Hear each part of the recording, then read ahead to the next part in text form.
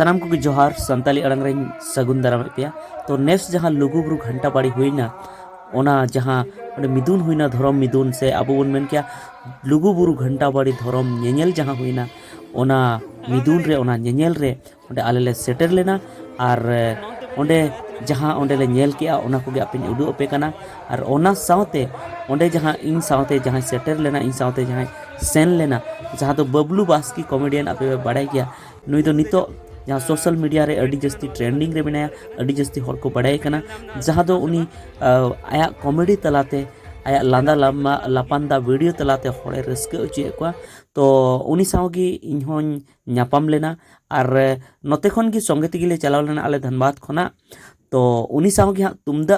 इन रू के ओंडे तुमदा आलिनी रू के तो उना वीडियो की नेल तबन पे कालका तुमदा लिनी रू का तो एंते रहो उन घड़ी दो हाँ बालिंग रू दाड़ेदा चेदा से ओंडे तुमदा को अखरिंगे तहना तो उनारिन रू लगाए तहना तो जहाँ तने गलिनी रू का उनागी आंजम तबन पे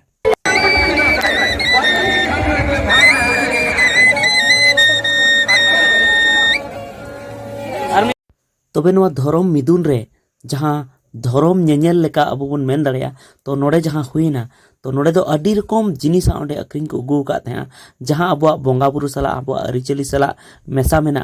से ओना जपड़ा मेना उनका अडिगान जिनिस ओंडे को उगू का तहना मेनखान दाम दो अडी ढेर गी तहे कना जहाँ को दो ठीक गी तहे कना मेनखान पुइसा तहन रसे आम हतावा ओना को दो बांग हता हुई लेना मेनखान जहाँ ओंडे कथा को लई के ओना कोना रासा को चेपेज हुईना ओना को बाडाय हुईना तो बेदेला ओना को जिनिस नासेना अब नेल लेगी जहाँ तो नॉनी को जहाँ पे नेलेया नुआ दो हाँ उनका जहाँ आबुरन आदिवासी की नुआ दो को बनाव का नुआ दो मात ते को बनाव का जिन मौज मौज जिनिस को बनाव का तो नौका की जहाँ मात ते काट ते जहाँ बनाव जिनिस अड़ी रकम को उनका की को उगुलेया तो अड़ी सरहाव कथा कना जे आबुआ जहाँ धरम मिदुन रे आबुआ जहाँ धरम नेनेल रे अड़ी रकम जिनिस आबुरन आदिवासी बनाव कते को उगुएआ तो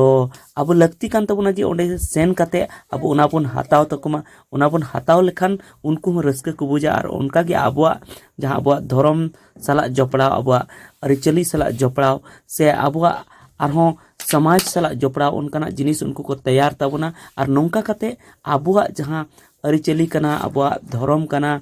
और आबुआ समाज कना नोआ बंचाव तहना नोआ ना उपरूम हो बंचाव तहन तबना तो ओना जेते इन आपे कोठन जतो कोठन अरदासोआ जे जहाँ जुदी आपे पे चला तबना तो कम से कम मोटिवेशन लगी उनको को उस्कुर को लगी मित बार सामान तो जरूर हटाएगा।